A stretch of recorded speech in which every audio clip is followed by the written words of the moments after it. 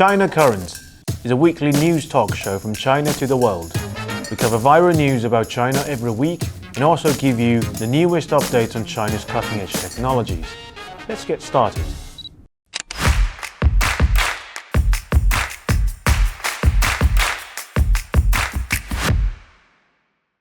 Hi, welcome to China Currents. I'm Chris.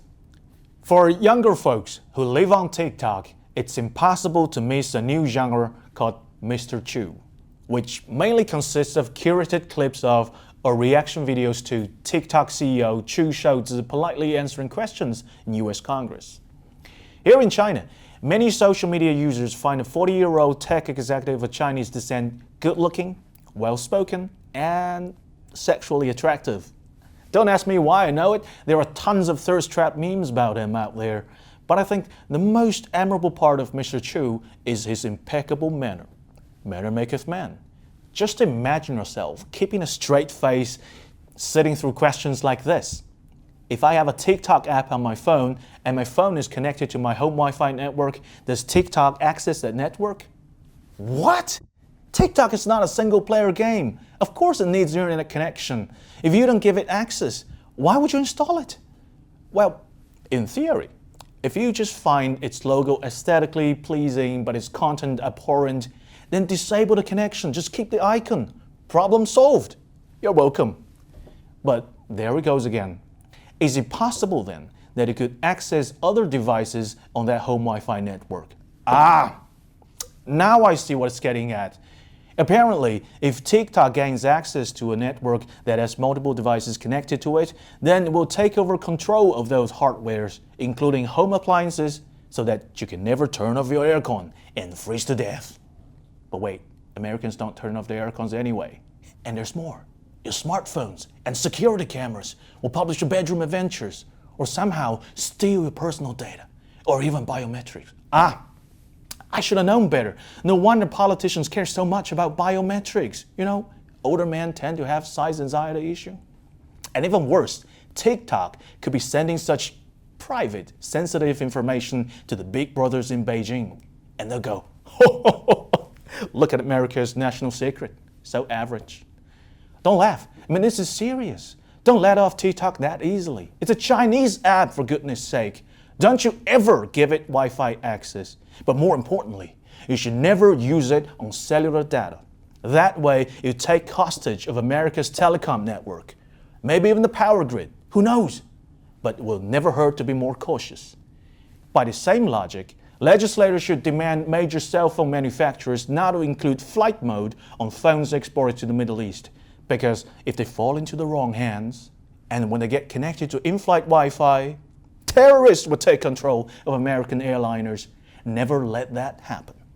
Well, enough joking, but do you really think the congressman didn't know that America's homegrown tech giants are equally, if not more intrusive on user privacy? Yes, they are bad guys, but they're our bad guys. You think they didn't know that TikTok is trying everything they can to distance itself from China?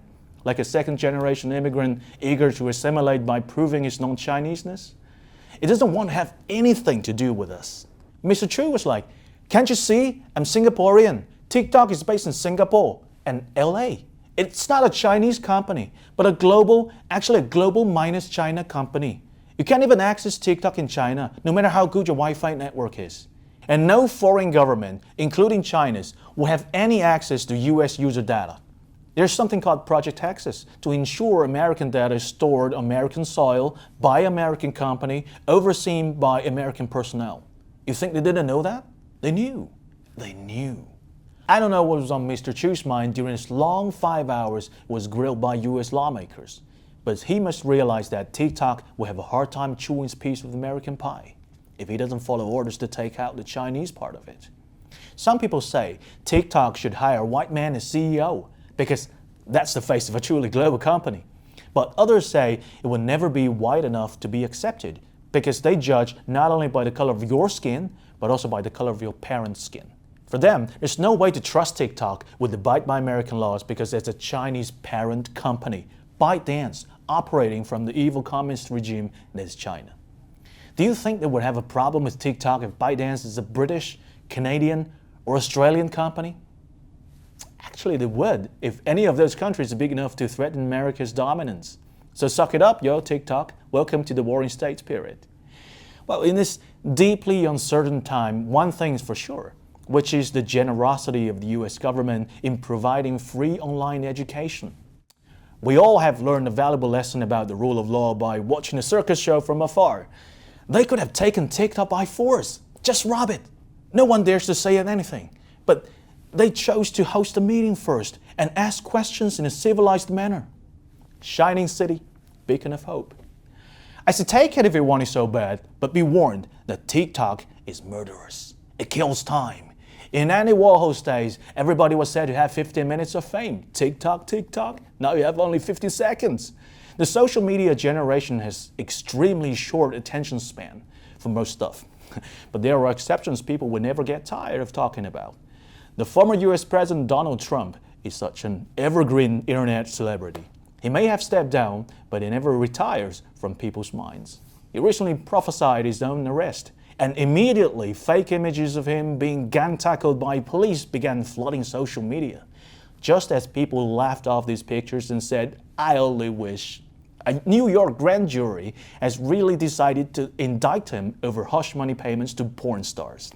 This makes a historic first for an ex-president. As of now, it's not clear whether Trump will actually go to jail, but Chinese internet users are already having fun making up stories about him coming out of jail and spend his twilight years peacefully in his hometown in China. Don't believe it? Look at this photo evidence of old Donald playing chess, practicing Tai Chi, shopping for groceries, and dancing in public squares. He looks exactly like a grandpa from a Shanghai neighborhood. Who could have thought he used to be the most powerful man in the world? However, all fake pictures are not the same. Outside China, there's an element of schadenfreude for many on the liberal left poking fun at Trump. But here in China, netizens regard him not as a disgraced president, but an unsung hero working undercover in an enemy state's heart of power. Think about his China policies, trade war, sanction and stuff, and their outcomes. He forced China to buy more cheap American soybeans and natural gas ahead of food crisis and a war in Ukraine. He pressured Chinese capital to speculate less, thereby reducing its risk exposure so we are less impacted by the Silicon Valley Bank collapse. And he encouraged China to invest more, to build its own capability by restricting its access to American technology. Even in terms of rhetorics, we loved his rhetorics, the tougher the better, so that it won't blow his cover. The only problem we had was that it wasn't hard enough. He just couldn't contain his love for the motherland. Like a forlorn maiden can't hide affection toward her cheating lover. China the thief, he stole my heart, but I don't blame him. He's so good, so smart, we love each other. I don't blame my predecessors, his exes, for failing to make him an honest man. So basically, it was our guy in the White House. Ever wonder why he has a penchant for wearing red ties? That's a young pioneer's red scarf. We recognize it instantly. There's no way a billionaire would have zero interest in patching up a capitalism's overextended empire, but vows to take back control of the nation state from the globalist elite. Unless it was someone else. So Comrade Trump, we only have one last mission for you. Come back alive.